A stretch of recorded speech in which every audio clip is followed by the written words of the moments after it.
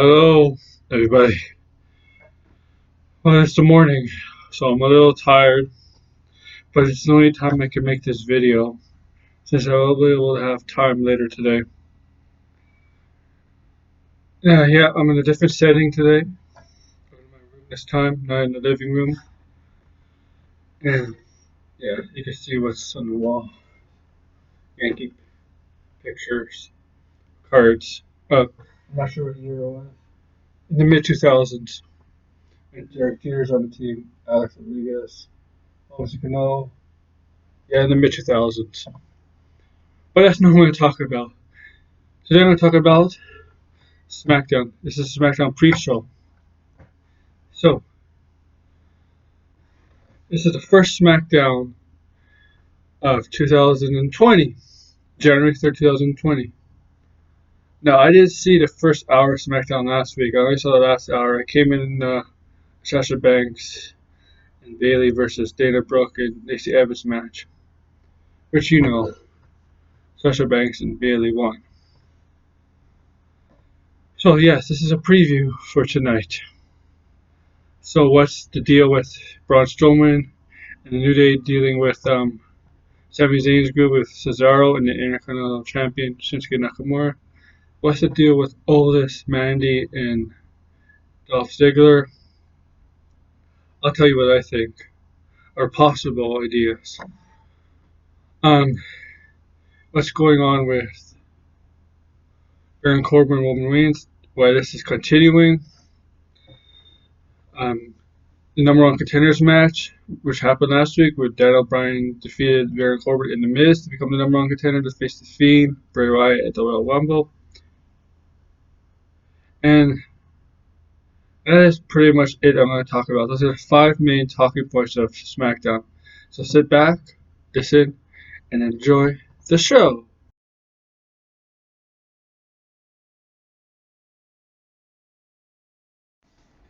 The first thing I'm going to talk about is the deal with New Day, who are the SmackDown Tag Team Champions, Kofi Kingston and Big E, who had help from Braun Strowman when Shinsuke Nakamura, Sami Zayn, and Cesaro were beating them down.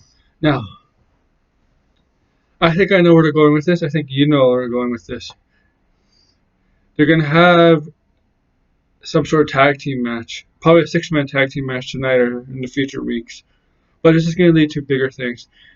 It's going to lead to the New Day probably defending their tag team titles against Cesaro and Sami Zayn. Yep, Sami Zayn will finally wrestle more on SmackDown. He's been relegated to more of a managerial role, or as you like to say, he's an artist, right? And he only teams up with fellow artists like Shinsuke Nakamura. And I guess Cesaro's an artist in some way. So I think Cesaro and Sami Zayn will challenge the New Day for tag team titles at some point, maybe at the Royal Rumble or maybe on a future SmackDown episode. Braun Strowman will enter a title program with Shinsuke Nakamura. Now, this is good for Braun Strowman. He's been in Universal title pictures before, but he's failed to capture those titles when he was very hot at the time. Some people think they should have put a title on him at the time for a little while, but ever since then, he's still somewhat popular, but he's not once was before. Now, possibly enter a title program with Shinsuke Nakamura for an Intercontinental title will be good for him. Yeah, it's not the Universal title, but the Intercontinental title is a prestige title held by many greats who later became world champions in WWE. So, with New Day obviously going to take on Cesaro and Sami Zayn, looks like, for tag team titles in the future, because I'm done with the revival in New Day, and it's not a strong tag team division. You got Heavy Machinery, but that's a different story, and you got the Lucha House Party, but I don't think they're gonna ever turn them heel. I don't know. They're not champion material. I don't think. So yeah, Cesaro and Sami Zayn are most likely the next challengers for those titles. And Braun Strowman is most likely the next challenger for the Intercontinental title held by Shinsuke Nakamura. It'll probably be held at Royal Rumble. I mean, in future SmackDown, because all 6 of these guys might enter the Royal Rumble, right? Or they could have the match earlier in the Royal Rumble and then enter the 30-man Royal Rumble. I mean, it's been done in the past, so tell me what you think about this situation between the New Day, Braun Strowman, and the team of Sami Zayn, Cesaro, and Shinsuke Nakamura.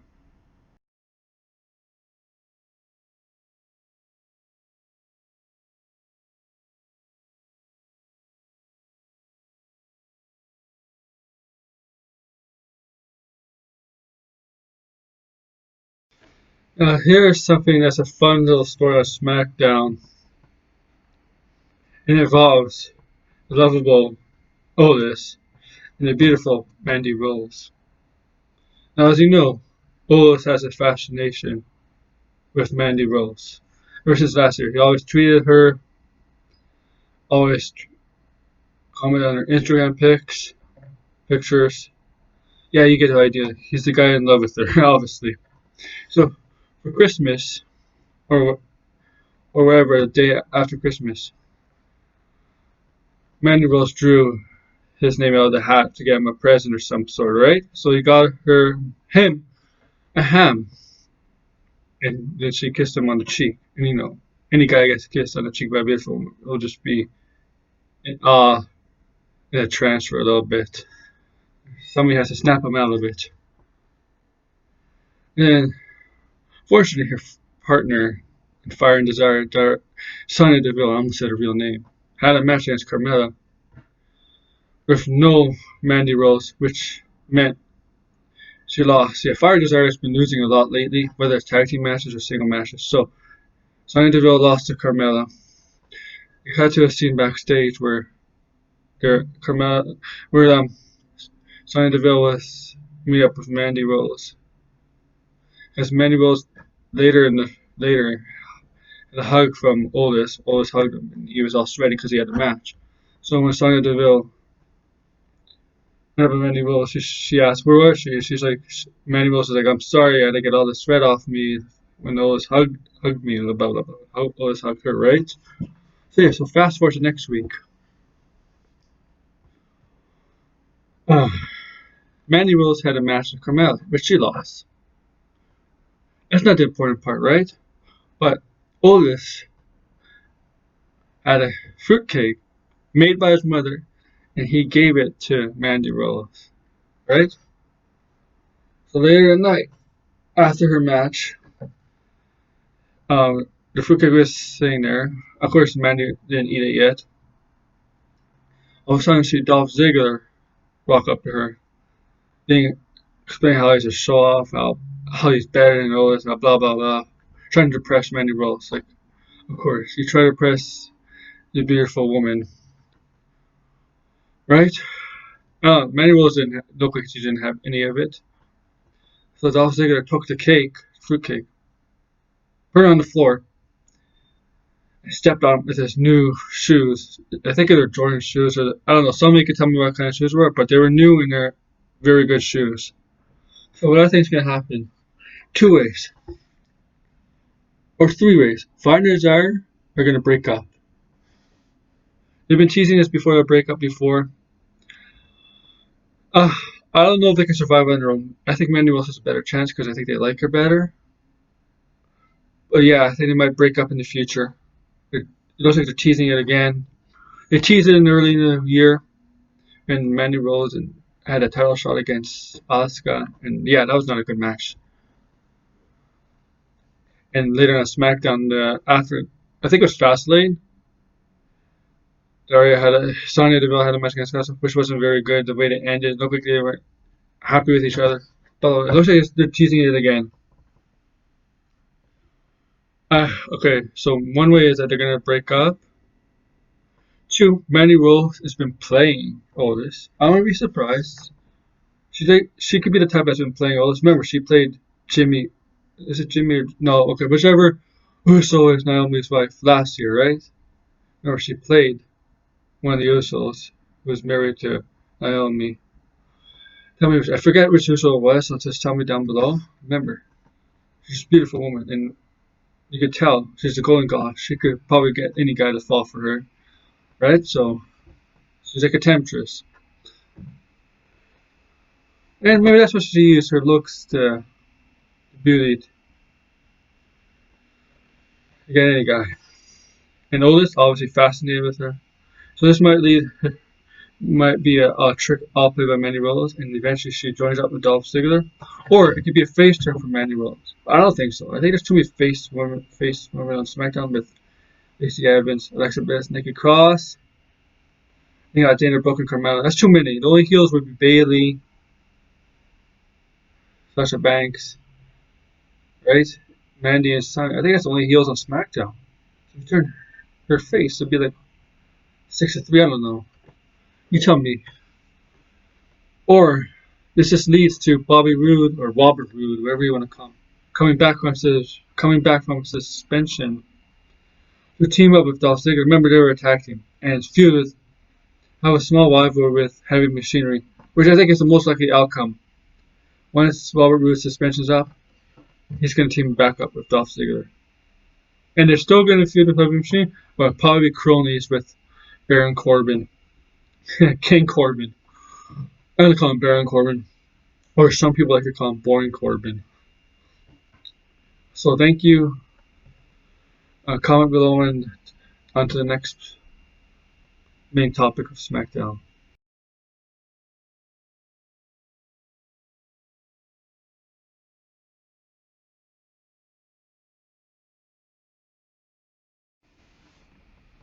Next, I'm going to talk about this feud.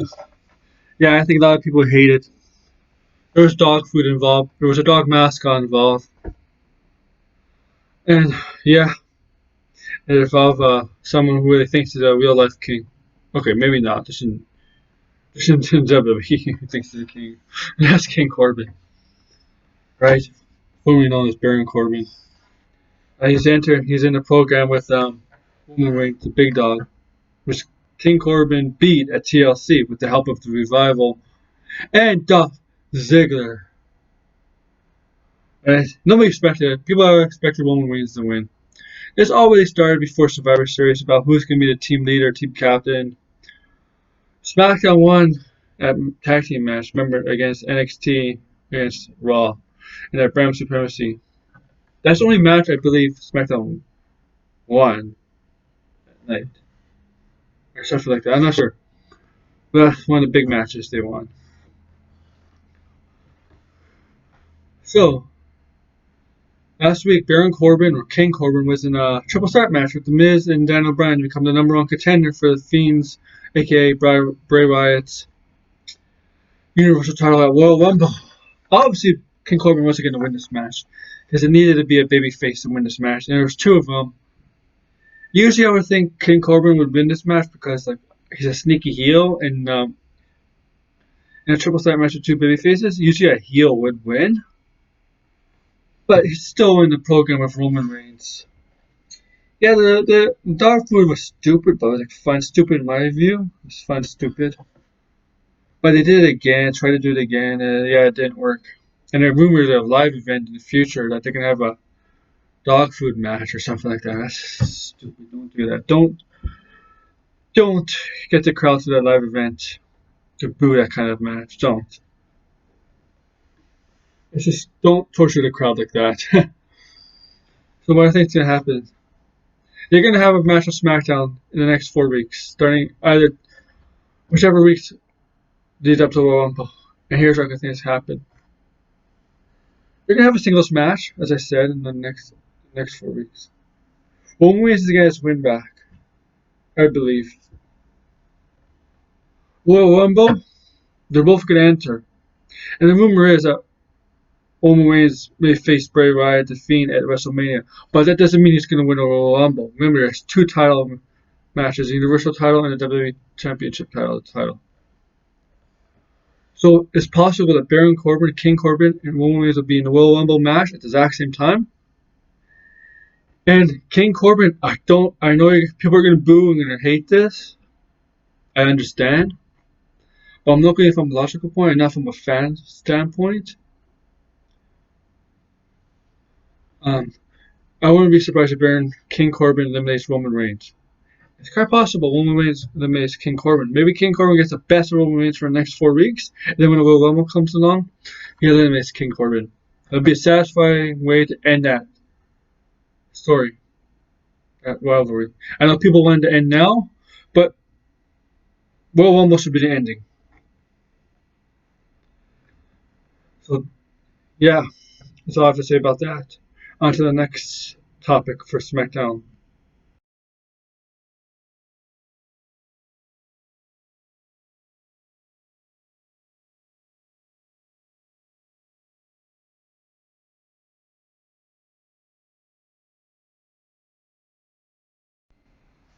Now, I really like this rivalry, this program between Bayley, Sasha Banks, and Lacy Evans. Now, Lacy Evans recently turned face a couple weeks ago when Bayley and Sasha Banks were in the ring at the SmackDown after Survivor Series, calling basically every woman out because they lost the women's brand supremacy match, right? When NXT won.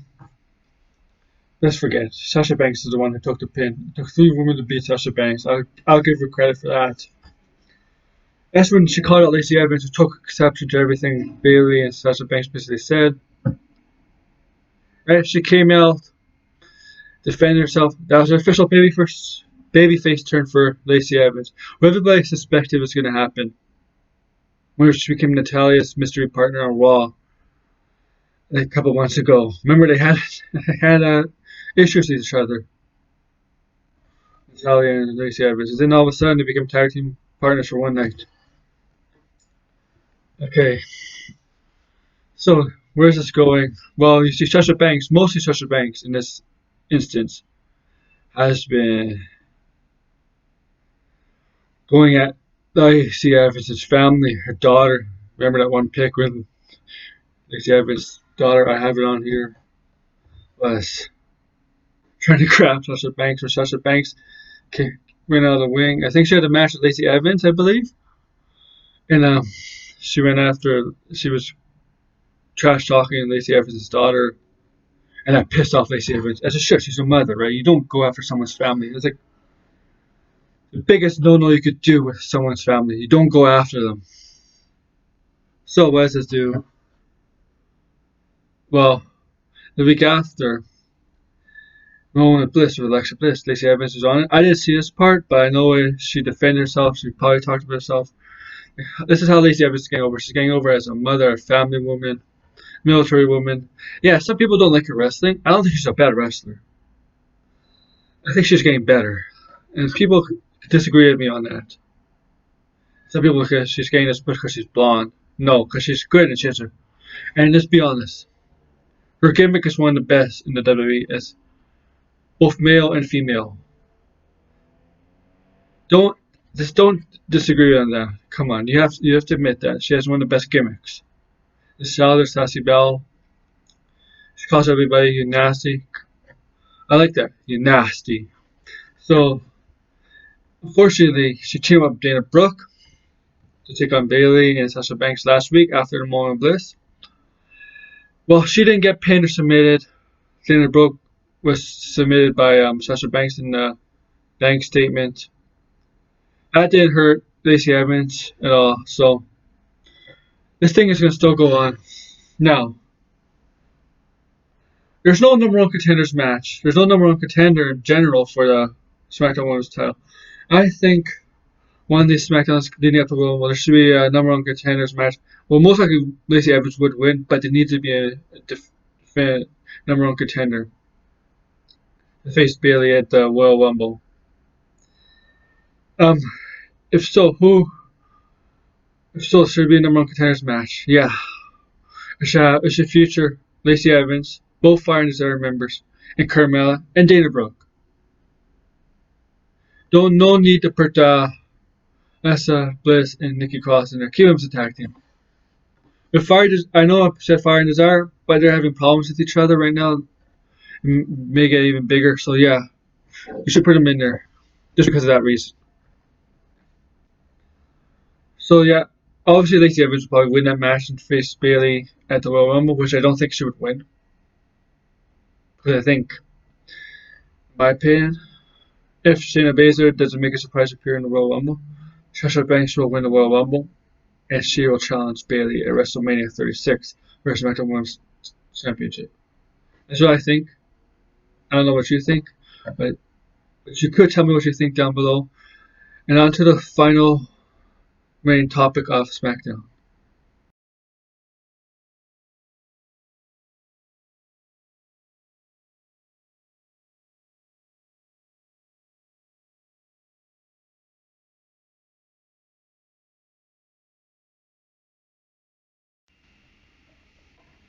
So finally, we have the main program that involves the Universal title held by Bray, aka the Fiend. Now, last week, a new number one contender was named, which we all expected, right? We all expected this. We all expected Daniel Bryan to be the new number one contender, especially after making his new appearance, this new look with a shaved beard, uh, short hair, reappearance at TLC to knock out the beat up Bray Wyatt, not the Fiend, Bray Wyatt,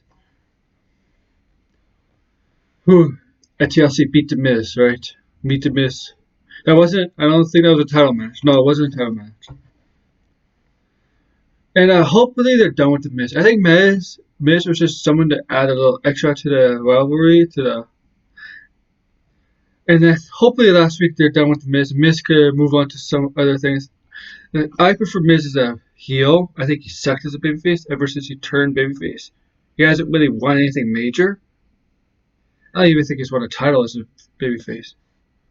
He hasn't won anything major. As never won a rivalry. Didn't win anything as a babyface. He's just not as good as a babyface. But as I said last week, Daniel Bryan defeated Baron Corbin or King Corbin in the Miz in a triple threat match, become the number one contenders for the Universal title to face the Fiend Bray Wyatt at the Royal Rumble. Yeah, this would be a good match.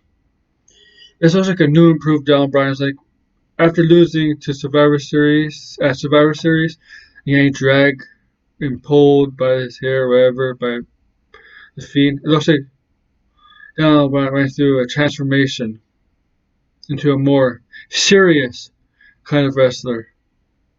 I know he could be more serious, like he was more serious as the Planet's champion, whatever you want to call him. When he went all vegan, all that, talking about how people stuff themselves with meat, stuff like that, how bad they are for the environment, stuff like that. But his transformation has made him look very, very serious. Obviously, because you cannot take the Fiend lightly. You have to take the Fiend very serious, otherwise you're screwed. And at Royal Rumble, I expect a very good match because Daniel Bryan, 95% of the time, puts on good matches, and he can put on a good match with anybody, and he definitely put on a good match with the Fiend. The Fiend won't sell a lot because that's this character, which makes sense. Like his character shouldn't sell a lot, and a lot of people have problems with wrestlers not selling, like other promotions, for example. But in this case, the Fiend not selling makes total sense. So Royal Rumble, you're gonna go at it for the Universal title. Don't expect a change there. Expect this Fiend to have the title until WrestleMania. So that's it for my SmackDown preview. Tell me what you think. Comment below. Thanks. Subscribe.